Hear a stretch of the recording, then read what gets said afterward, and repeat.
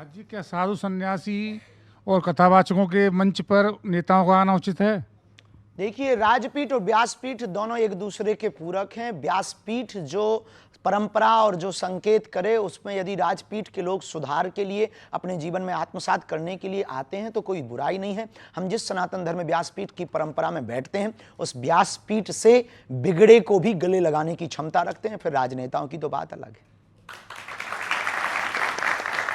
सुधारने के लिए कोई भी आ सकता है, सुधारने के लिए न आए। जी जी, व्यासपीठ ज्ञान लेने की जगह है, देने की जगह नहीं है। व्यासपीठ सनातन को चमकाने की जगह है, खुद का चेहरा चमकाने की जगह नहीं है। सवाल जय श्री राम महाराज जी, मेरा प्रश्न ये है कि हमें मंदिर जाके पूजा करनी चाहिए या घर पे नाम जप करना चाहिए? क्या चीज मंदिरों बेटर की है? व्यवस्था इसलिए क्योंकि हम मंदिर जाएंगे तो हमारे आदि जगत गुरु शंकराचार्य भगवान ने, जब बौद्धिज्म बहुत ज्यादा बढ़ रहा था, जब बहुत ज्यादा धर्मांतरण हो रहा था, मतांतरों के कारण, मतभेद के कारण, उस वक्त कम उम्र की आयु में आदि जगत गुरु शंकराचार्य भगवान, जो स्वयं शंकर का ही अवतार थे, चारों मठों की उन्होंने स्थापना की।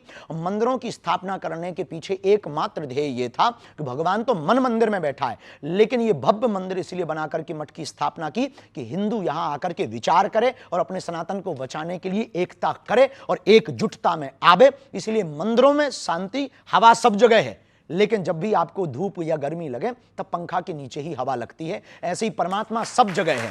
जी, अगला सवाल खड़े होकर पूछिए, क्या सवाल है? सॉरी। जय श्री राम गुरु जी। जय श्री राम। आपकी जो पदयात्रा होने वाली है नवंबर में, मैं उसे ये पूछना चाह रहा हूँ, आपके उस टाइम पे असहनीय हो जाते हैं, पैरों में बहुत स्वेलिंग हो जाती है, खून भी निकलने लगता है और ये सब बहुत परेशानियों को आपको सामना करना पड़ता है, उसके बाद भी आप करते हैं, तो उससे क्या संदेश देना चाहते हैं या क्या आपका उसका मेन बिना तप के कुछ भी प्राप्त नहीं किया जा सकता है। ये देश और दुनिया है, यहाँ पर दीपक भी तब तक उजाला नहीं दे पाता जब तक वो जलता नहीं है। जब बिना जले उजाला नहीं दे सकते हो तो बिना चले आप देश को सुधार नहीं सकते। एक सवाल, ये जो सवाल पूछा उसी से जुड़ता हुआ सवाल है मेरा।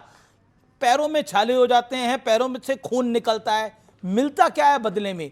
और विपक्ष गालियां ही देता है, या फिर कहें कई आपके जो विरोधी हैं वो आपको गाली ही देते हैं। क्या कहना चाहते हैं? कुछ नहीं, धन्यवाद है, सेम टू यू है उनको।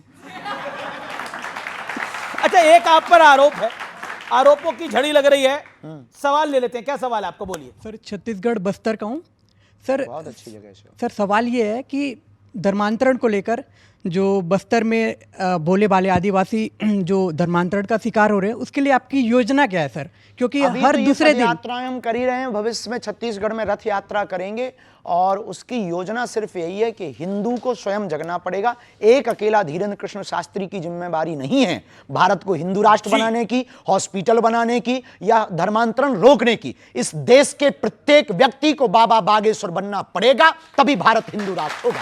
जी, लेकिन अब मैं आप पे, यही हमारी योजना है। आप पर एक आरोप है कि आपका पॉलिटिकल झुकाव जो है वो एक पॉलिटिकल पार्टी की तरफ है। नो, बिल्कुल भी नहीं। ऐसा हमसे कहा सब जाता जुड़े हैं। हमसे हमारे मध्य प्रदेश के कांग्रेस के पूर्व मुख्यमंत्री कथा करवाते हैं, कमलनाथ जी। वहां के पूर्व मुख्यमंत्री रहे, उनके सुपुत्र दिग्विजय सिंह के सुपुत्र जयवर्धन जी हमारे मंचों पर आते। हमारी बहुत निजता, मैं बताता हूं ये क्यों बोला जाता है। हाँ। इसी साल फरवरी के अंदर मैं अपने जो आप पे आरोप लगता है उसको आगे बढ़ाता हूं। इसी साल फरवरी में प्रधानमंत्री नरेंद्र मोदी आपके बुलावे पर बागेश्वर धाम पहुंचे थे। उन्होंने आपको अपना छोटा भाई कहकर संबोधित करा, तो आपके विरोधी कह रहे हैं जो मोदी का छोटा भाई है वो तो संघी है। वाह, ये कोई बात हुई है कि उन्होंने छोटा भाई कह दिया तो हम संघी हो गए हैं? अब आपने हमको भाई कह दिया तो क्या हम पत्रकार हो गए हैं?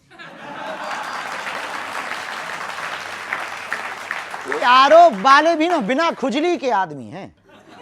लेकिन अब मोदी जी ने आपको छोटा भाई कह इसमें दिया, दिक्कत वो भी क्या आपको है? विवाह की सलाह देके गए थे जी, वो भी तो विवाह की सलाह देके गए थे। निश्चित रूप से वो बहुत, उनका विजन मिशन बहुत अच्छा है। हम इस बात में, देखिए, हम एक बात कहें, वो प्रधानमंत्री हमारे हैं, इस देश के प्रत्येक नागरिक के प्रधानमंत्री हैं। प्रधानमंत्री का कर्तव्य है प्रजा से प्यार करना। जी। ये प्रधानमंत्री क्योंकि उस पद पर बैठे हैं, उनका प्रजा से प्यार करना कर्तव्य है।